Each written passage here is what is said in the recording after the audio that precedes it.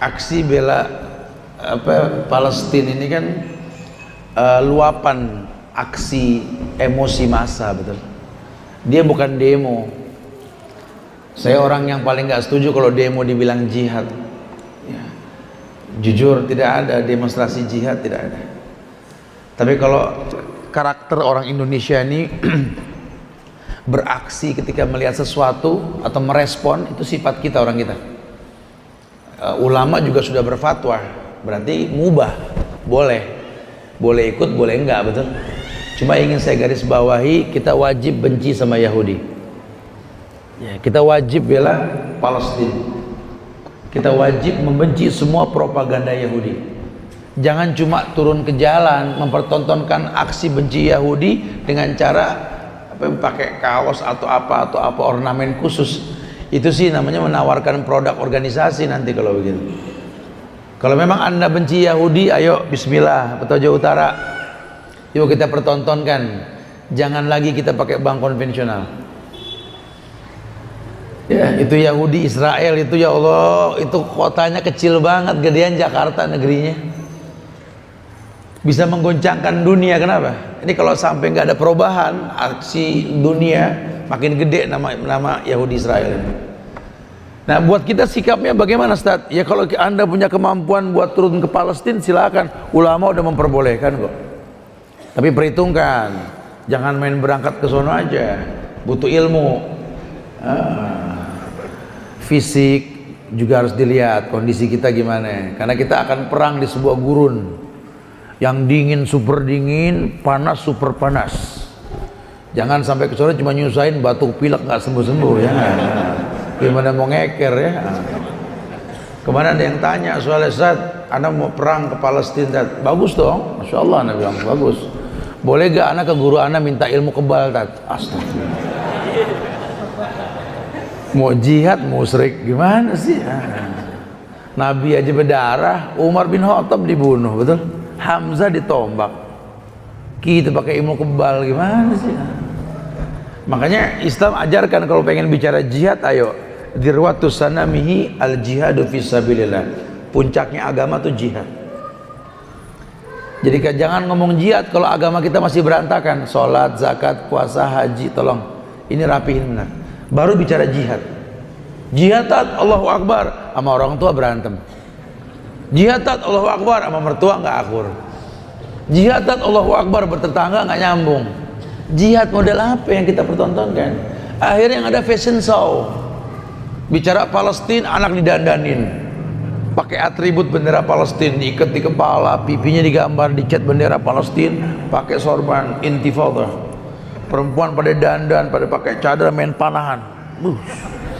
Dipoto-foto, diekspos di sosmed.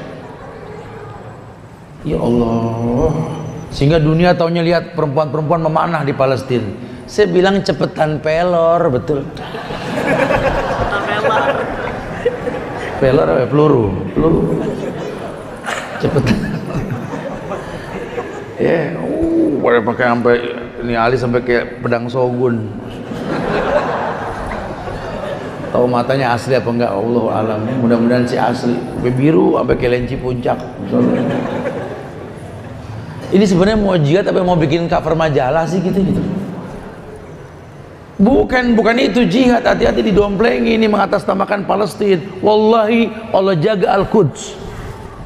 Di tangan Umar ibn Khattab merdeka itu Palestina. Antum tahu kan cerita kenapa jatuh ke tangan Umar Palestina? Yang saat itu perang melawan Romawi, dipimpin oleh Khalid bin Walid, panglima perang Islam yang tidak pernah kalah, Khalid bin Walid.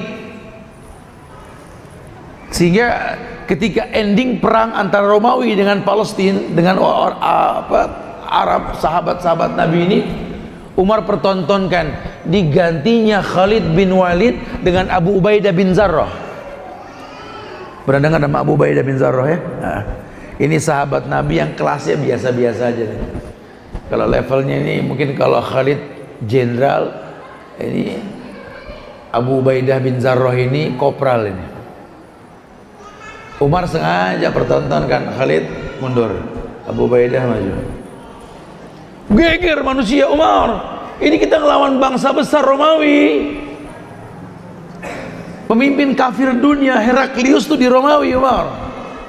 Mau merebut Palestina, jenderal diganti sama yang bukan jenderal. Ya Allah Umar, gimana mau menang?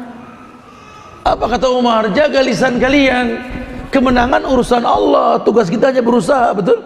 Tolong jangan tinggalkan sebabnya.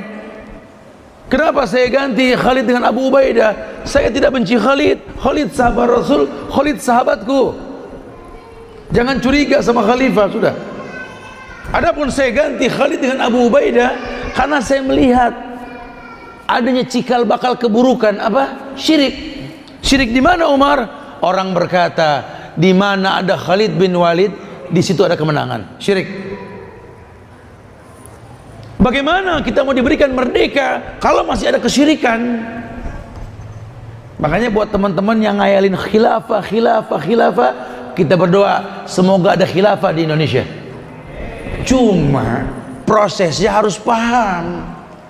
Kalau masih banyak dukun pasang iklan di TV, dukun masih punya Instagram, dukun masih punya sosial media dan lain-lain, tidak akan pernah bisa tegak khilafah. Contoh sahabat yang pernah menegakkan khilafah, contoh sahabat yang pernah pegang 3/4 dunia, Umar ibn al-Khattab. Apa Umar raksasa, giant? Bukan. Orang kaya? Tidak. Yang kaya Abu Bakar, yang paling kaya itu Utsman. Kenapa Allah percayakan 3/4 dunia di tangan Umar? Ini dunia bulat, cuma 1/4 yang bukan. Kenapa? Karena kemantapan hati Umar dalam menegakkan tauhid. Dan Allah sudah berjanji, walau anna ahlal qura amanu wattaqau lafatahna alaihim barakati minas samai wal ardh. Allah akan turunkan keberkahan dari langit dan bumi kalau masyarakat beriman dan bertakwa. Jadi jangan cuma dihayalkan, kayak jangan cuma dikatakan benci. Siapa yang nggak benci dengan Yahudi? Kita benci dengan Yahudi karena menzolimi. Sampai Erdogan bilang apa? Untuk membela Palestina tidak perlu jadi orang Islam, cukup jadi manusia.